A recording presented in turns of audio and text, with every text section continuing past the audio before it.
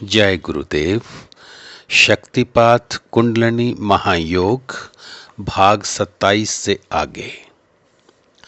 अभ्यास करने वालों का ये भी अनुभव है कि उक्त शक्ति बाहर बादल, अग्नि, विद्युत, सूर्य आदि अथवा केवल वायु, आकाश या अन्य किसी भी स्थान से संकल्प द्वारा अपने शरीर में खींची जा सकती है।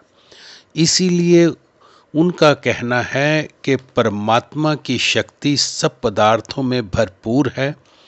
अंदर की शक्ति जागने के पश्चात योगी अपने संकल्प से उसको खींच सकता है।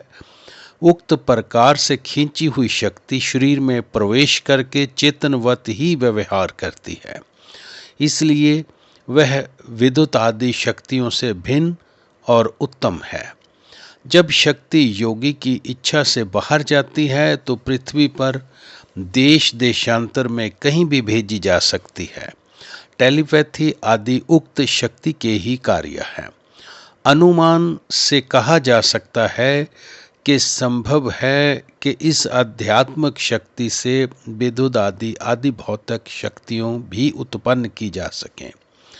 आध्यात्मिक शक्ति का विचार 3 दृष्टिकोणों से किया जा सकता है।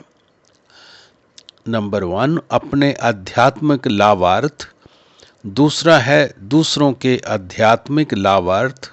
तीसरा है आदि भौतिक जगत में भौतिक सिद्धियों के लिए प्रयोगार्थ, जिस रीति से उसका भौतिक शक्तियों से संबंध मालूम हो सके। यहाँ पर उपरोक्त प्रथम 2 दृष्टिकोणों से इस विषय में किंचित प्रकाश डालने का कोशिश की गई है। तत्व शक्ति प्रदीपन दीपवत, इससे शक्ति का प्रदीपन होता है दीपक के सदृश्य। जैसे एक प्रज्वलित दीपक की शिखा से दूसरे दीपक को जलाया जाता है, उसी प्रकार गुरु की शक्ति से शिष्य पर गिरने से उसकी शक्ति जाग जाती है। आगे है तत्व दिव्य ज्ञान संपदते शीयते या वंदनम, इससे दिव्य ज्ञान प्राप्त होता है और बंधन का क्षय होता है।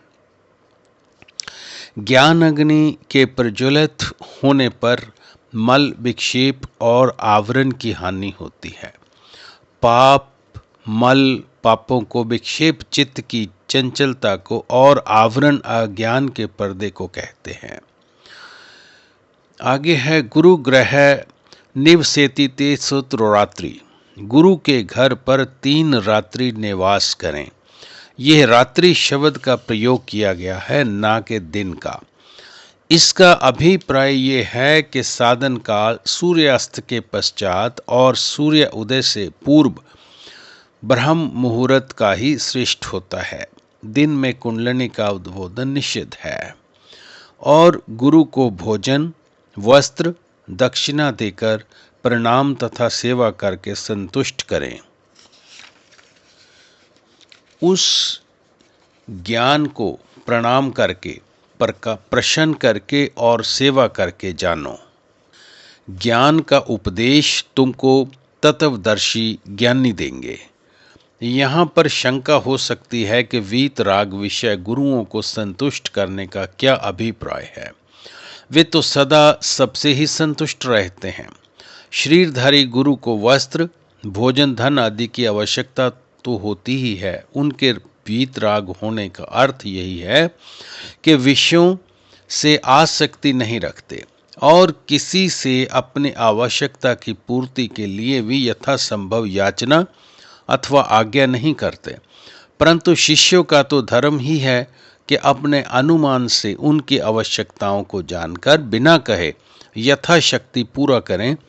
इससे वे गुरु का संतोष प्राप्त करेंगे। दीक्षा त्रैविधा, दीक्षा 3 प्रकार की है, आणवी, शाक्ति और शांभवी। दृष्टि के द्वारा, भाषण के द्वारा और स्पर्श से साधारणतः शक्तिपात 3 प्रकार से किया जाता है। दृष्टि से, मंत्र आदि देकर और हाथ से छूकर। इन तीनों क्रियाओं से शक्तिपात करने वाले की इच्छा होने पर ही शक्ति संचार होता है, इच्छा ना होने पर नहीं होता। इसलिए इच्छा से ही शक्तिपात होता है। स्पर्श आदि तो बाह्य साधन हैं। जय गुरुदेव।